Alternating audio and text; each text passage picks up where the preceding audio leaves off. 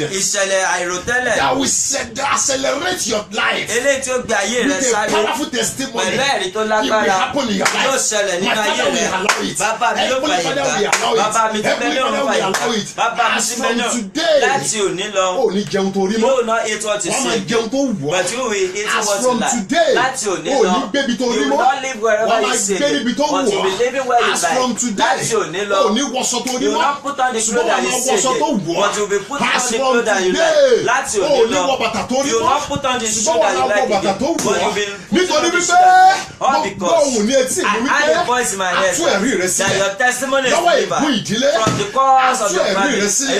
Your lọ́wọ́ testimony agbára is ìdílé delivered from the power of àtú your ẹ̀rí family. rẹ sílẹ̀. You deliver your lọ́wọ́ agbára ilé testimony. tó ń gbé From the power of death àtú that you are ẹ̀rí rẹ living. sílẹ̀. I will deliver ẹ̀rí your tí ń gbé ayé testimony. ẹni gòkè. That testimony that allows ẹ̀rí tí ń someone sún ayé to ẹni move. síwájú. That testimony that ẹ̀rí will tí ń gbé propel ni you. wọ́n bí gíga. That testimony ẹ̀rí that tí ń take gbé you ni to wọ́n the high ìpele gíga. places. ó yá máa gbà. Begin to ó receive yá máa it. gbà. Begin to ó receive yá máa it. gbà. Begin to ó receive yá máa it. gbà. Begin to ó yá receive máa it. gbà. Receive it. ó yá máa gbà. Receive it. ó yá máa Receive gbà. it. ó yá máa Receive it. gbà. ó Receive yá máa it. gbà. Receive ó yá it. máa gbà. Receive it. ó yá máa Receive gbà. it. Receive àkọ́ it. wípé It is written. wọ́n ṣẹ́gun dágọ́nì They náà overcome the dragon nípa Jésù dágbìtì by the blood of the Lamb àti nípasẹ̀ ọ̀rẹ́ rí ẹni and the wọn. word of testimony of the I Lord. turn your testimony Mo to sọ ẹ̀rí miracle. rẹ di ìyanu. Your testimony will Ẹ̀rí fight rẹ for you. yóò jà fún ọ. Your testimony will fight for Ẹ̀rí rẹ you. yóò jà fún In ọ. those areas, Ní àwọn in ìkórìtà those yìí. places Ní àwọn ibẹ̀ that yẹn. they have been mocking you. Eléyìí tí wọ́n ti ń kàn As ọ́. from today, Láti òní your lọ. testimony will turn you to king. Ẹ̀rí rẹ yóò sọ di Your ọba. testimony will turn you to Ẹ̀rí rẹ king. yóò sọ di Your ọba. testimony will turn you Ẹ̀rí to rẹ king. yóò sọ di If ọba. you believe, shout Tí o bá hallelujah. gbàgbọ́ kí If you hallelujah. believe, shout Tí o bá hallelujah. gbàgbọ́ kí If you hallelujah. believe, shout Tí o bá hallelujah. gbàgbọ́ kí If you hallelujah. believe, shout Tí o bá hallelujah. gbàgbọ́ kí If you believe, hallelujah. shout Tí o bá gbàgbọ́ hallelujah. kí hallelujah. Receive divine testimony. Gba ẹ̀rí àtòkè wá.